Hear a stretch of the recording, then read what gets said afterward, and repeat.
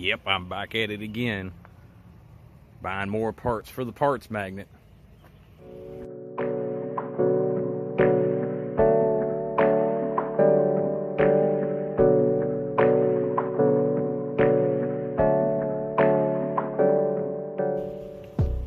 So, I recently went to a pick and save junkyard in Lynchburg, Virginia. And if you ever get a chance to go to one of those style junkyards, it's one of the ones where you're, you know, on the weekends, sometimes they'll do a $50 all you can carry. Go to one of those junkyards. They got a lot of cool stuff, and it seems like it rotates, and it seems like they're pretty reasonable.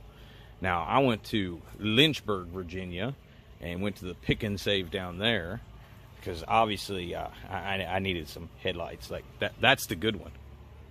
This one over here, there's so much water that was in this when I first moved it. It was up to like right here, and I had to take this whole headlight out and dump the water out of it. So this is junk. They apparently had gotten in 2 Lincolns here recently in my same body style, and both of them had brand new sets of headlights in them. But the driver's side on the one had a big crack in it. But the other one had a nice set. Now this is the way I got them. I pulled the parts off myself. You see it kind of hazy a little bit because it's dirty. You know, it was a used part, but it looks like it's not that old. Now this one has had a coat of polish. I've just put 1 coat of this polish on, and you can see the difference there. Oh, it looks like brand new. And I'm thinking that these headlights are for the Executive series, because if you look, they're different colors. That one is the lighter silver, and this one is the darker silver.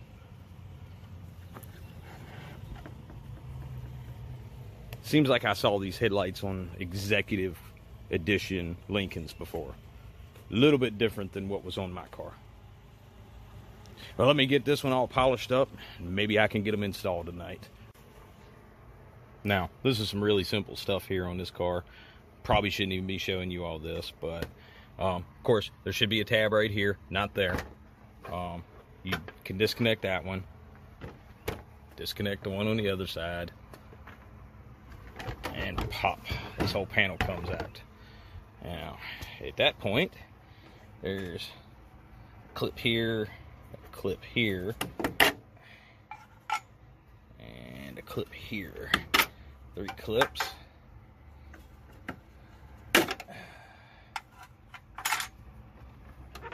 And whole headlight assembly slides out. Then all you have to do is disconnect the wiring harness right here and drop in the new one. Remember that water I was talking about?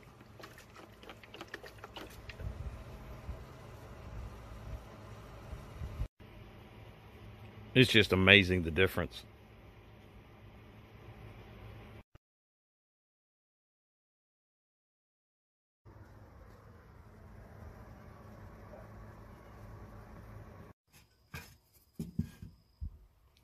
So, I've got an idea for the rear of my car, and it involves me moving the license plate. And I got this off of eBay. Check this thing out. Super light, waterproof, dust-proof, and quake-proof.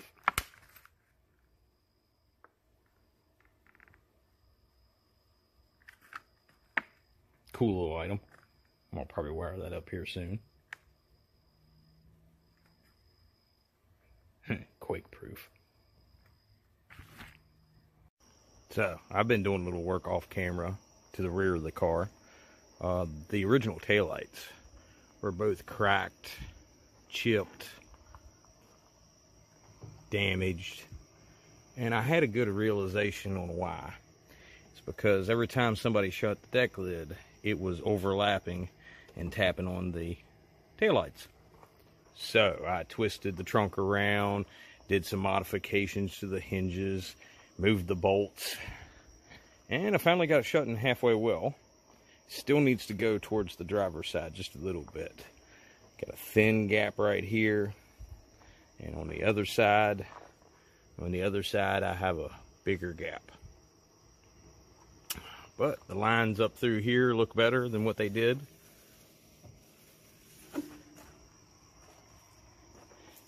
And I'm just glad that these are gone.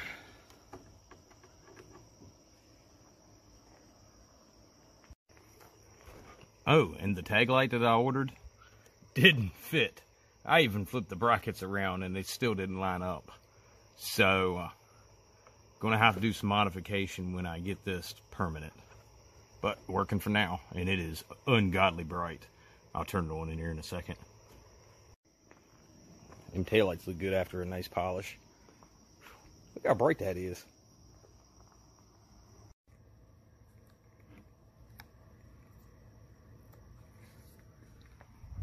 Yeah, I don't think that one's good.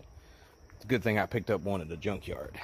I just put that one on and seems like it fits okay. Hopefully it keeps my trunk area nice and sealed. So I took that piece off. I don't like it.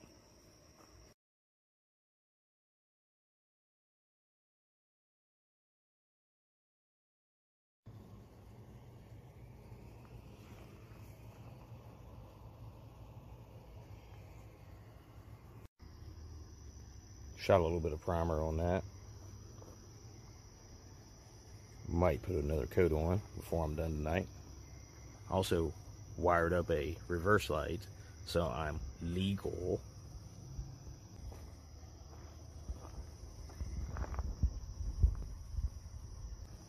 I have two of them.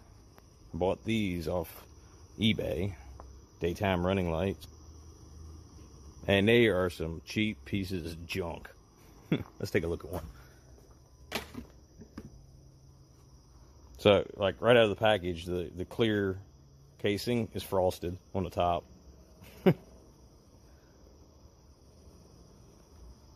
They are so flimsy plastic. Look at this. This is the bracket that holds them that came with the kit.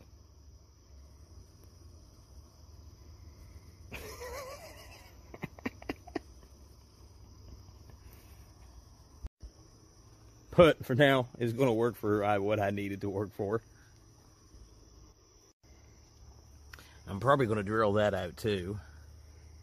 It's got a rivet right there. Because the only key I got with the car won't work it.